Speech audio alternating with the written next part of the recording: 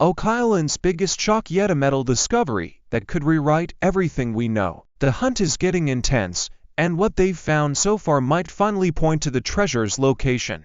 Leaked clues hint that this time, they might actually break through, unearthing secrets buried for centuries. Ancient paths, strange stones, and even ties to the Knights Templar, it's all coming together in ways no one expected. Tune in, because what happens next might just change everything. Oak Island's new mystery unfolds as they find metals in the water. Fascinating. There's also some parchment and leather book bindings. Treasure, right? Or maybe just some sailor's old diary that got dumped centuries ago. Either way, Marty's staying positive, and honestly, you've got to admire his spirit. Even when it's just old bits of wood, he's convinced they're a step closer to some grand reveal. But this time, they might have found the clue that changes everything. Let's not forget the southeast marshland, a muddy patch that's apparently the hottest spot on the island right now. Gary Drayton, Jack Begley, and Dilly Garton are slugging through it, following an ancient stone trail. And because everything needs an epic twist, this trail has a supposed tie to the Knights Templar, because why not? The Templars are like the Swiss Army knife of conspiracy theories. You can stick them into anything, and it'll sound just mysterious enough. As they poke around, they stumble across an oddly placed boulder by the stone trail, which, of course, just has to be significant. And look, there are even some rocks arranged like steps. Someone probably moved those rocks there for a reason. Or maybe it's just gravity and erosion playing tricks on everyone. Either way, it's enough to get Rick and the crew excited about another round of digging. But wait, there's more. Terry Matt finds a piece of wood above a rock layer at over 2,000 feet down, because sure, why not? And Alex finds a metal piece that might be from some dramatic treasure chamber collapse. Of course, no one really knows for sure, but it's enough to keep the narrative alive. Rick's out here analyzing the depths, the types of wood, and basically piecing together a story with whatever scraps they can find. It's a lot like guessing what happened at a party just by looking at the leftover trash. In true Oak Island fashion, they send some wood off for carbon dating, and it comes back as being from the 1600s, between 1631 and 1684, to be precise. Everyone gets all worked up about it because, apparently, finding some old wood means they're hot on the treasure's tail. Spoiler alert, it's still just wood. Eventually, the team is back out in the swamp, still finding bits of brick, pottery, and glass. None of it screams hidden riches, but it all adds to the story a little color for the legends of Oak Island. Jamie Cuba, the archaeologist, gets involved, and his expertise makes the old stone structure they've found seem just a little more significant. It's a meeting point for cultures, a place for history. Blah blah. Basically, it's a rock, but a rock that's been around for a long time. The hunt continues, and they are convinced they're onto something big this time. They've got an old tunnel, a garden pit, a series of oddly placed rocks, you name it. And now, they're linking all of this to William Phipps, a sea captain who supposedly stashed his treasure on Oak Island. Was he really trying to preserve history, or just spinning a wild story to impress people? Who knows, but it's enough to keep this train moving. They head back to something they call Aladdin's Cave, an underground area 160 feet deep. They get out their fancy high-definition cameras, scanning the place and spotting mud, silt, and some steep slopes. Geologist Terry Matt, with his always careful approach, hints that maybe, just maybe, this could hide treasure, or maybe it's just another dead end. But digging continues. The excitement is always around the corner. And now the focus shifts once again to the southeastern marshland, where theories about ancient connections abound.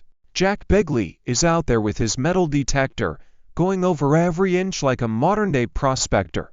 Only instead of gold, he's hoping for relics. Jack has this intense belief that any little scrap could be the turning point: a rusty nail, a piece of weathered wood.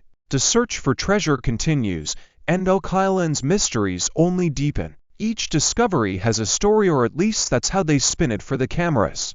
This area, where the mysterious stone trail was found, continues to puzzle everyone. They bring in more specialists, each with their own theory. One claims the stones could be remnants of an old dock or landing area, while another insists they are part of a sacred path.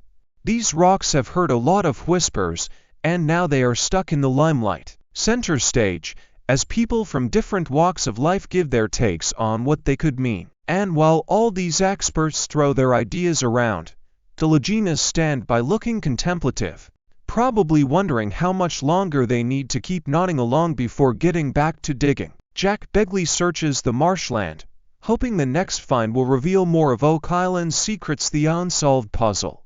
Gary Drayton calls it a treasure hunter's paradise because supposedly everything sinks there: tools, treasure, or maybe just someone's bad luck. They haul out more bits of wood, more rocks, and maybe a chunk of metal, and it all goes under the microscope. They ponder if each piece could be part of some elaborate plot by ancient seafarers determined to outwit treasure hunters hundreds of years later.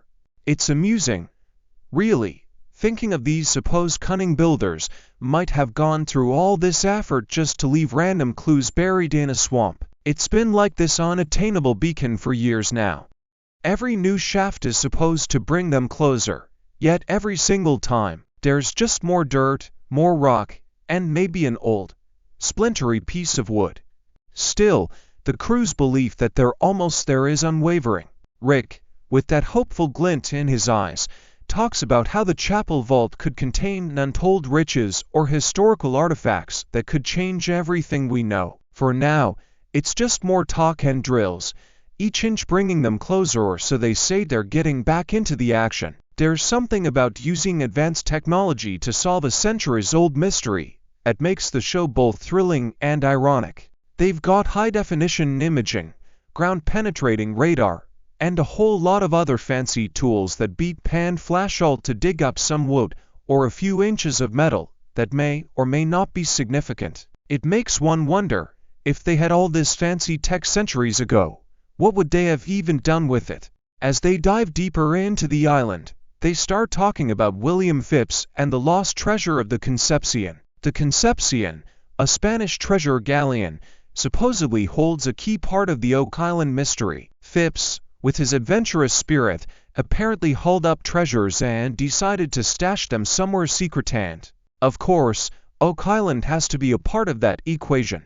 They paint this picture of old captains, secret packs, and buried chests.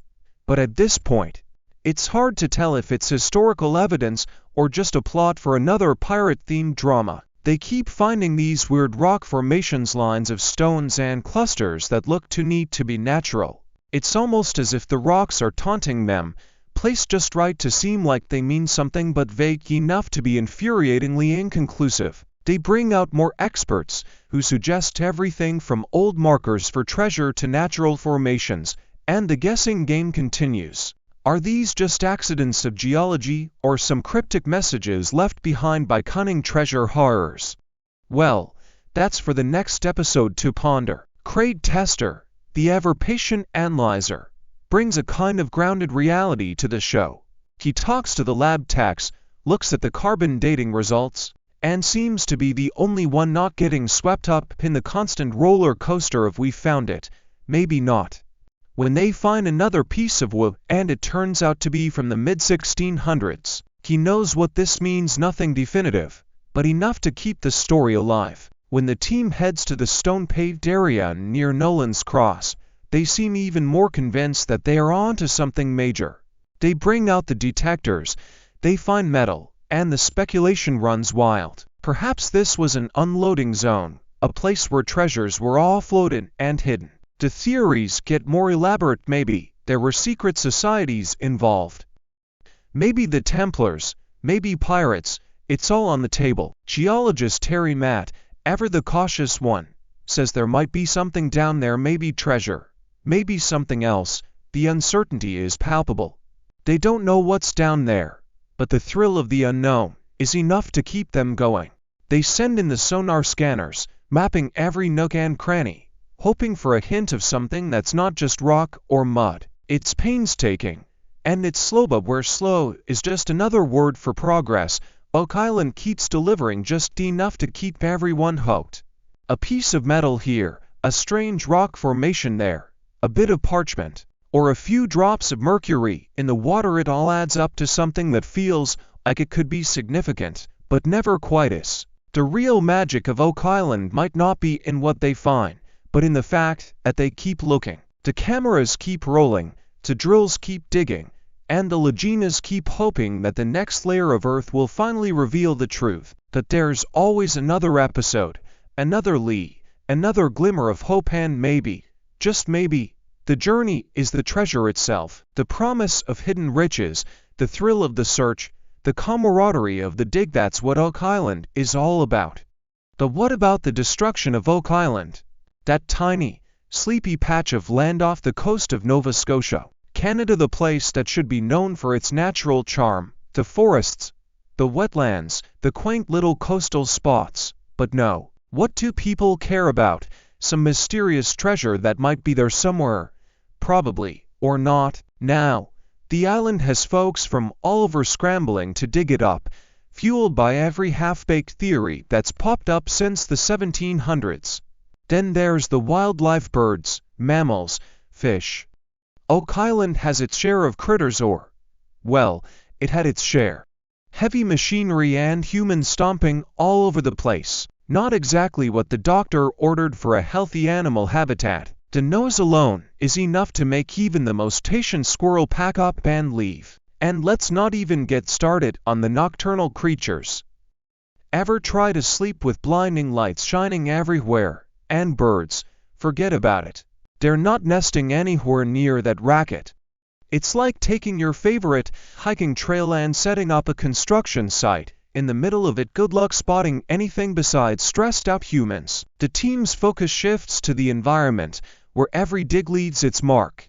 The environmental impact and cultural costs are real. People have lived there, built things there, left traces of their past, maybe even more interesting than some long-lost pirate gold. But here's the deal. In their quest to find something shiny, they're pretty much bulldozing over everything else that might be worth preserving. Removing chunks of soil and messing with rock formations doesn't exactly do wonders for preserving historical artifacts. We're losing pieces of history in the name of maybe finding treasure. How's that for irony?